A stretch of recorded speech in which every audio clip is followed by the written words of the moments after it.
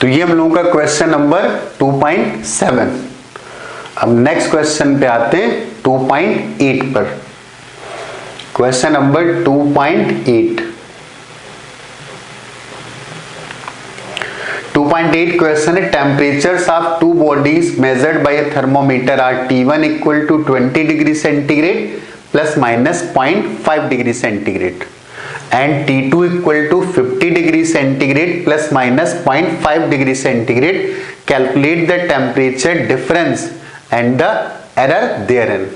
तो एक टेम्परेचर हमें दे रहा है T1 और इसकी वैल्यू दे रहा है 20 degree centigrade plus minus 0.5 degree centigrade, और दूसरी बॉडी का टेम्परेचर उसने मेजर किया है और वो है 50 degree centigrade plus minus 0.5 degree centigrade, plus minus 0.5 degree centigrade. तो उसने बोला है कि इन दोनों का डिफरेंस कैलकुलेट करो और उसमें कितनी एरर है वो हमें कैलकुलेट करनी है। तो कुल मिलाकर के केस कौन सा हो गया, इसमें जो केस हो गया वो हो गया कि हमें निकालना है डिफरेंस, मतलब T1 माइनस T2, या T2 बड़ा है तो हम लोग लिख देते हैं T2 माइनस T1। तो हमें एक्चुअली ये निकालना है T2 माइनस T1। तो पहले तो एक्चुअल वैल्यू का डिफरेंस निकाल लेते हैं। तो जो दूसरा टेम्परेचर था वो 50 था और वो जो लिखा है उसकी एरर लिखी थी, और पहला टेम्परेचर था वो 20 था। तो इन दोनों का जो डिफरेंस आ गया वो आ गया 30 डिग्री सेंटीग्रेड। तो पहला पार्ट तो कंप्लीट हो गया कि अगर एक टेम्परेचर T1 है दूसरा टेम्परेचर T2 है तो इनका जो डिफरेंस आएगा वो T2 माइनस T1। तो T2 की वैल्यू थी 50 और T1 की जो वैल्यू थी वो 20। तो जो यहाँ पर डिफरेंस आ गया उस डिफरेंस की जो वैल्यू आ गई वो आ गई 30 डिग्री। लेकिन उसने एक बात और भी बोली कि हमें एरर कैलकुलेट करना है। तो एरर के लिए हम लोग डिस्कस कर चुके हैं कि जैसे हम लोगों ने पढ़ा था y is equal to a minus B, तो इस y में जो एरर आता था उसकी वैल्यू आती थी delta a plus delta b, क्योंकि हम लोग मैक्सिमम पॉसिबल एरर कैलकुलेट करते थे। तो डेल्टा T1 की क्या वैल्यू है, जो डेल्टा T1 की वैल्यू है वो 0.5 और जो डेल्टा T2 की वैल्यू है वो भी 0.5। तो अगर ऐसे रिजल्ट लिखा हुआ है तो y के मेजरमेंट में जो एरर आएगा that will be delta T2 और प्लस डेल्टा T1। T2 के मेजरमेंट का मैक्सिमम एरर कितना था 0.5 और T1 के मेजरमेंट का मैक्सिमम एरर वो भी कितना था 0.5।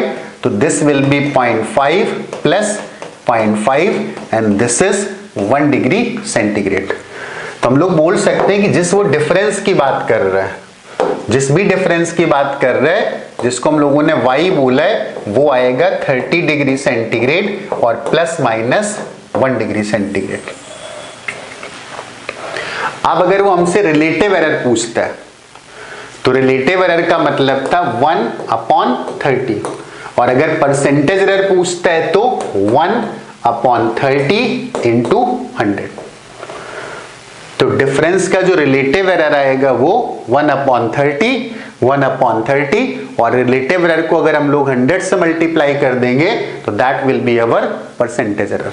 ठीक, तो ये क्वेश्चन सिंपली, ये सारी बातें हम लोग डिस्कस कर चुके हैं।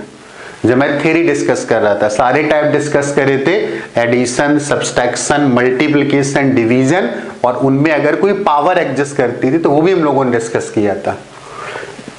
तो ये हो गया क्वेश्चन नंबर 2.8। हम लोग नेक्स्ट क्वेश्चन पे आते हैं, क्वेश्चन नंबर 2.9। तो question number 2.9,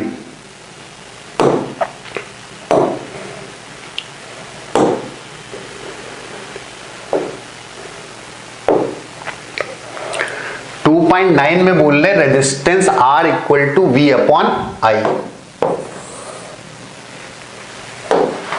resistance R equal to V upon I, Ohm's law जिसको हम लोग बोलते हैं, where V equal to, V की वैल्यू दे रहा है, V is equal to 100 plus minus 5 volt.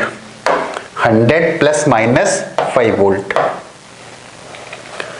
और जो हमें I की वैल्यू दे रहा है उस I की वैल्यू है 10 प्लस माइनस 0.2 एम्पियर्स। तो उसने पूछा then percentage error in measurement of R। तो पहले तो हम लोग R कैलकुलेट कर लेते। V अपॉन I वोल्टेज कितना था 100 और करंट कितना था 10। इसका मतलब ये जो रेजिस्टेंस की वैल्यू आ गई वो 10 ओम के इक्वल आ गई। ओम्स लॉ का सिंपल फॉर्मूला लगा दिया और हमें क्या मिल गया, रेजिस्टेंस की वैल्यू मिल गई। अब उसने जो दूसरी बात बोली कि इसमें एरर कैलकुलेट करो, तो हम लोग इसको ऐसे लिख सकते हैं R is equal to V to the power 1 and I to the power minus 1। तो अगर R में एरर कैलकुलेट करनी है delta R upon R, relative error इसी को बोलते हैं फ्रैक्शनल एरर। तो जो पावर है वो हमको यहां पर लानी है, और अगर वो पॉजिटिव नेगेटिव है तो उसको पॉजिटिव बना देना है, अगर पॉजिटिव है तो वैसे रख देनी डेल्टा V अपॉन V। अब जैसे I का पावर नेगेटिव है तो यहां पर आएगा तो प्लस लिखा जाएगा, और delta I upon I। Delta V क्या था, error in measurement of voltage, और वो यहां पर कितना दे रहा है 5 दे रहा है, और वोल्टेज कितना था 100। डेल्टा I क्या था, करंट के मेजरमेंट का एरर, और वो कितना था 0.2, और करंट खुद कितना दे रहा था 10। तो ये हम लोगों का फ्रैक्शनल एरर आ गया, और ये फ्रैक्शनल एरर आ गया 2/100 मतलब 7/100। तो अगर हमसे पूछा जाता कि परसेंटेज एरर कितना है, तो इसी फ्रैक्शनल एरर को 100 से मल्टीप्लाई कर दो तो दिस विल बी 7%। तो रेजिस्टेंस के मेजरमेंट की वैल्यू 10 ओम और उसका जो फ्रैक्शनल एरर है वो 7/100 और जो परसेंटेज एरर है वो 7%। तो अगर हम लोग रेजिस्टेंस लिखना चाहें तो कैसे लिखेंगे, हम लोग लिखेंगे 10 और एरर कितना था 7%। तो अगर एरर 7%, इसका मतलब 10 का जो 7% आएगा वो 0.7, इसका मतलब जो रेजिस्टेंस लिखा जाएगा that will be 10 plus minus 0.7। अब डिपेंड करता है कि वो क्या पूछता है। अगर वो फ्रैक्शनल एरर पूछता है तो ये लिखा हुआ है, परसेंटेज पूछता है तो ये लिखा हुआ है, एब्सोल्यूट एरर इन मेजरमेंट अगर R पूछता है तो फिर ये लिखा हुआ है। जैसे हम लोग रेजिस्टेंस को लिखेंगे तो R plus minus delta R, तो ये जो डेल्टा R लिखा हुआ है this is absolute maximum error in measurement of resistance. तो ये क्वेश्चन भी सिंपली समझ में आ गया, सारी बातें मैं डिस्कस कर चुका हूं लेक्चर्स में, राइट। तो this was question number 2.9। Question number 2.10 ये शायद मैं डिस्कस कर चुका हूं, राइट। तो ये क्वेश्चन डिस्कस हो चुका है पिछले लेक्चर में। क्वेश्चन नंबर 2.11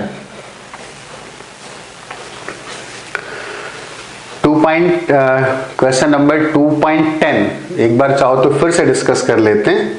क्वेश्चन नंबर 2.10 जिन्होंने भी डिस्कशन को ना सुना हो, एक रफ टेंटेटिव आइडिया दे दूंगा कि दो रजिस्टर्स हैं, उसने बोला एक रेजिस्टेंस की वैल्यू है R1 और R1 is equal to 100 plus minus 3 और R2 जो रेजिस्टेंस दे रहा है वो 200 प्लस माइनस 4 और ये सारे SI सिस्टम मतलब ओम्स में दे रहा है। पहले रजिस्टर का रेजिस्टेंस कितना है 100 ओम और उसका एब्सोल्यूट एरर कितना है 3 ओम। दूसरे रजिस्टर का रेजिस्टेंस कितना है 200 और उसका जो एब्सोल्यूट एरर है वो 4 के इक्वल है। तो हमसे पूछा है कि अगर इनको सीरीज में जोड़ दिया जाए, सीरीज मतलब ऐसे हाई स्कूल में पढ़ा होगा, दो रजिस्टर्स को अगर सीरीज में जोड़ते हैं तो क्या रिजल्ट आता है, तो वो रिजल्ट आता है R equal to R1 plus R2, R is equal to R1 और प्लस R2। तो अगर हमें रेजिस्टेंस पता करना है तो R1 की वैल्यू 100 है और R2 की वैल्यू 200 है, तो दिस विल बी 300 ओम। मतलब जो रेजिस्टेंस आ गया वो 300 ओम आ गया। लेकिन R1 में गलती है, एरर है। R2 में गलती है मतलब R2 में एरर है, तो फिर जो ये रेजिस्टेंस आ रहा है इसमें भी तो एरर होगी। तो कौन सा टाइप हो गया, ये टाइप हो गया y is equal to a plus B. और इस केस में जो एब्सोल्यूट एरर आता था वो आता था डेल्टा a और प्लस डेल्टा b। तो यहां पर जो रेजिस्टेंस के मेजरमेंट का एरर आएगा वो आएगा डेल्टा R1 और plus delta R2। Delta R1 की एरर, डेल्टा R2 की एरर, और डेल्टा R1 की वैल्यू है 3 और डेल्टा R2 की वैल्यू है 4, तो ये जो वैल्यू आ जाएगी वो 7। इसका मतलब हमें रेजिस्टेंस लिखना है R इज इक्वल टू 300 और प्लस माइनस 7, और इसकी जो यूनिट आ रही होगी वो ओम आ रही होगी।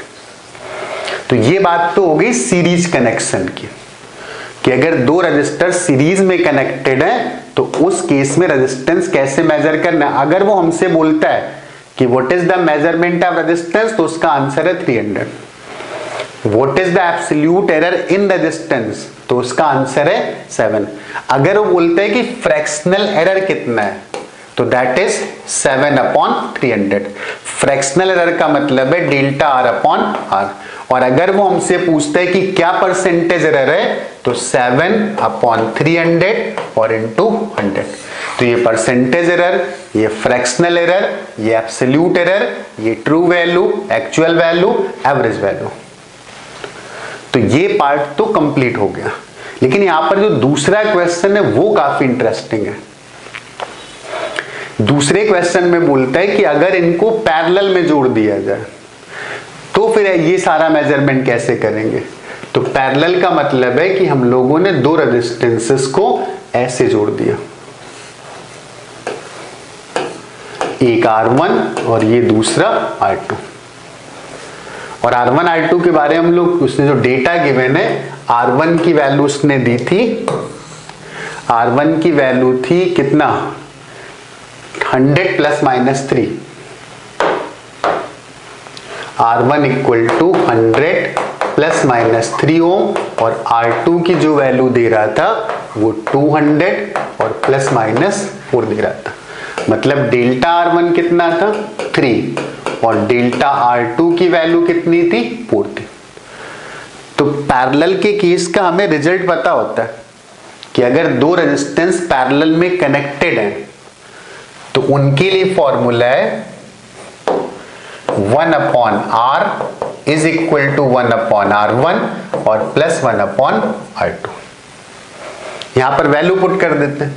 R1 कितना था, 100, और R2 कितना था, 200। तो दिस विल बी 3/200, मतलब R की जो वैल्यू आ गई वो 200/3, तो 6.67 ओम। ये तो पैरेलल के केस का रेजिस्टेंस आ गया। अब जो नेक्स्ट पार्ट है वो इंपॉर्टेंट है। उसने बोला कि एरर भी तो बताओ। तो कुछ लोग इस क्वेश्चन को ऐसे शुरू कर सकते हैं, बहुत से लोगों ने किया होगा, कोशिश करी होगी। वो कोशिश होगी कि R को हम ऐसे भी तो लिख सकते हैं, R1 R2/R1 plus R2।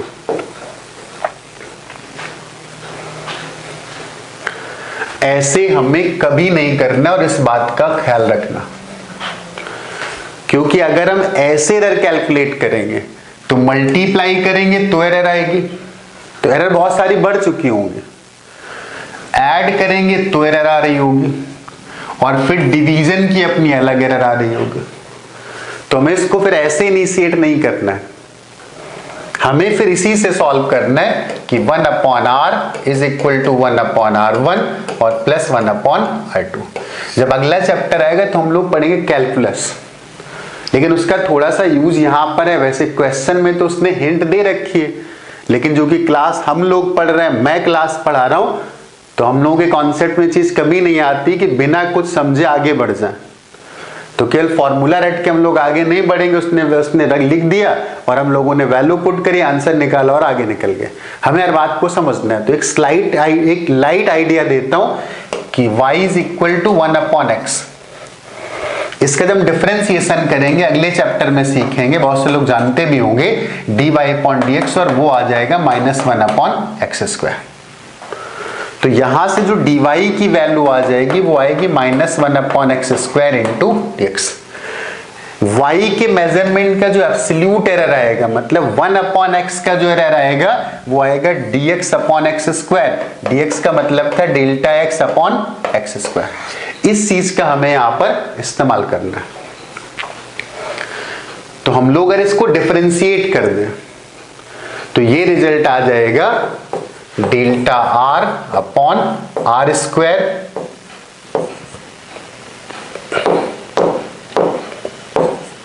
Is equal to, minus हटा दिया सब जगह से, ΔR1/r1² plus ΔR2/r2²। R1 given था 100, R2 गिवन था 200, ΔR1 था 3, ΔR2 था 4 और R की वैल्यू थी 66.67 जो अभी कैलकुलेट करी थी। तो वहां से हम लोग निकाल लेंगे ΔR। अब देखते हैं शायद उसने इस ΔR को कैलकुलेट किया हो। तो ΔR की वैल्यू जो कैलकुलेट करी होगी तो वो आ रहा है ΔR इक्वल टू 1.8। तो जो यहां पर ΔR कैलकुलेट किया गया है वो आ रहा है 1 ± 1.8 ओम। अब अगर फ्रैक्शनल पूछता है तो ΔR/R, और परसेंटेज अगर पूछता है तो इसी को हमें 100 से मल्टीप्लाई कर देना है। क्या इतनी बात क्लियर हो गई? तो ये था क्वेश्चन नंबर 2.10। अब आते हैं नेक्स्ट क्वेश्चन 2.11 पर। तो जो क्वेश्चन नंबर 11 है वो बिल्कुल बेसिक डेफिनेशन का क्वेश्चन है, जो बहुत बार मैं बोल चुका हूं। उसने बोला है z is equal to a⁴ b⁴ अभी रिसेंटली लास्ट ईयर शायद नीट में पूछा गया था क्वेश्चन, अपॉन c d⁵/2। तो इसको पहले हम लोग ऐसे लिख देते हैं, z is equal to a⁴ b⁴ c⁻⁻1 and d⁻⁻3/2। तो इसका केस में डिस्कस कर चुका हूं कि ΔZ/Z इज इक्वल टू, जो पावर है उसको यहां ले आना है और अगर वो निगेटिव है तो उसको पॉजिटिव बना देना है और इसका एरर लिख देना है ΔA/A, फिर प्लस लगाना है। इसकी जो पावर थी उसको यहां पर ले आना है, अगर निगेटिव है तो पॉजिटिव बना देना, अदरवाइज वैसे रख देना है। और b का एरर ΔB/B। इसका पावर निगेटिव है तो पहले पॉजिटिव बना के यहां पर लिख देंगे और फिर c का एरर आ जाएगा ΔC/C। इसका पावर भी निगेटिव है तो यहां पर लिखेंगे तो पहले पॉजिटिव बना देंगे और d का एरर लिखेंगे तो ΔD/D। तो ये आ गया z का फ्रैक्शनल एरर। और अगर परसेंटेज निकालना है तो इसी को 100 से मल्टीप्लाई कर देना। तो ये क्वेश्चन हो गया क्वेश्चन नंबर 2.11। अब बात करते हैं क्वेश्चन नंबर 2.12 की, जो क्वेश्चन जेईई एडवांस में एक बार पूछा गया था। यहाँ पर बहुत अच्छे से क्वेश्चन से सीखने के लिए, और अक्सर देखना है कि जो एनसीईआरटी को ठीक से पढ़ते हैं वो बच्चे टॉप करते हैं। यहाँ पर बहुत सारी अच्छी चीजें, और जितने भी एग्जाम्स आते हैं, जेईई का एग्जाम या कोई और एग्जाम, तो उन सारे एग्जाम्स में चीजें यहाँ से उठा के रखी जाती है। तो इस क्वेश्चन को पढ़ना है। उसने बोला है the period of oscillation of a simple pendulum is t is equal to 2π√L/G। Measured value of L is 20.0 centimetre, और बोलता है कि जो यहां पर एक्यूरेसी है वो 1 मिलीमीटर की है।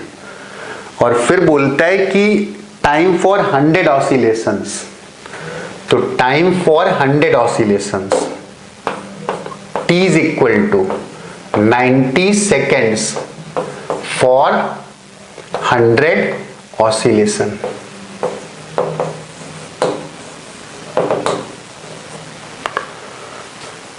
जिस रिस्ट वॉच से मेजर करता है उसका resolution 1 second error, resolution is equal to 1 second. What is the accuracy in determination of जी, तो जी के मेजरमेंट में एक्यूरेसी कितनी आएगी, मतलब हमें एरर पता करनी है कि इसका रिजल्ट कितना % डेविएट करेगा। तो हमें तो जी पता करना था, तो इसका स्क्वायर कर देते, T square is equal to 4π² L upon g. तो यहां से जो जी की वैल्यू आ गई वो 4π² L अपॉन टी स्क्वायर।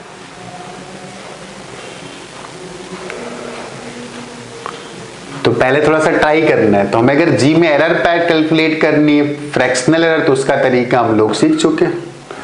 अगर फ्रैक्शनल एरर कैलकुलेट करनी है डेल्टा जी अपॉन जी, तो वो जो एरर आएगी वो, अब ऐसे डेल्टा जी अपॉन जी करेंगे तो कांस्टेंट सारे कैंसिल हो जाएंगे। तो इसको हम लोग लिख सकते हैं L टू द पावर 1 है तो डेल्टा L अपॉन L, और ये ऊपर जाएगा तो -2 हो जाएगा, लेकिन एरर के लिए +2 लिखना है and delta T upon T. अब मैं यहां पर बोलूंगा थोड़ा पॉज करो और बिना सॉल्यूशन देखे, राइट, इसको सॉल्व करने की कोशिश करो कि तुम इनकी क्या वैल्यूज लिखना चाहोगे, राइट, कि 20-30 सेकेंड के लिए पॉज करो और क्या वैल्यू लिखना चाहोगे ये सोचो। एडवांस का क्वेश्चन है, और एडवांस का क्वेश्चन था, बहुत से लोग गलत करके चले आए, तो आखिर उनके पीछे क्या रीजन रहा होगा। लेंथ में तो कोई प्रॉब्लम है नहीं, लेंथ की उसने जो वैल्यू हमें दी थी वो 20 सेंटीमीटर दी थी, तो यहां पर तो सीधे लिख सकते हैं 20 सेंटीमीटर, और जो उसकी एक्यूरेसी थी वो 1 मिलीमीटर थी। तो एक्यूरेसी की वैल्यू अगर 1 मिलीमीटर, एक मिनट, लेंथ नीचे लिखना है, तो लेंथ की वैल्यू 20 सेंटीमीटर और एक्यूरेसी की वैल्यू मिलीमीटर में 1 मिलीमीटर दे रहा था, तो इसको तो हम लोग लिख सकते हैं 0.1 सेंटीमीटर। तो पहले पार्ट में ऐसा कोई दिक्कत है नहीं, 0.1 सेंटीमीटर अपॉन 20, लेकिन सारा खेल यहां पर है। अगर हमें ये बात समझ में आ जाए तो टेक योर टाइम और बताओ यहां पर क्या वैल्यू लिखनी चाहिए। उसने बोला है कि 90 सेकेंड्स के लिए, 90 सेकेंड 100 ऑसिलेशंस के लिए, लेकिन टी का मतलब होता है टाइम पीरियड, और यहां पर 90 ऑसिलेशंस दे रहा था। यहां पर अगर बात करें तो 90 ऑसिलेशंस का टाइम दे रहा था। तो अगर ये 90 ऑसिलेशंस का टाइम दे रहा है तो एक ऑसिलेशन का जो टाइम होगा that will be called time period. तो अगर हम लोग यहां से टाइम पीरियड लिखना चाहें तो वो आएगा 90 अपॉन 100। टाइम पीरियड तो समझ में आ गया। तो t की जो वैल्यू लिखनी है वो 90 अपॉन 100 लिखनी है। लेकिन अब एक क्वेश्चन है कि टाइम पीरियड के मेजरमेंट का एरर कितना आ रहा होगा। एक चीज याद रखना, ये जो एरर है वो टाइम का एरर नहीं है, ये टाइम पीरियड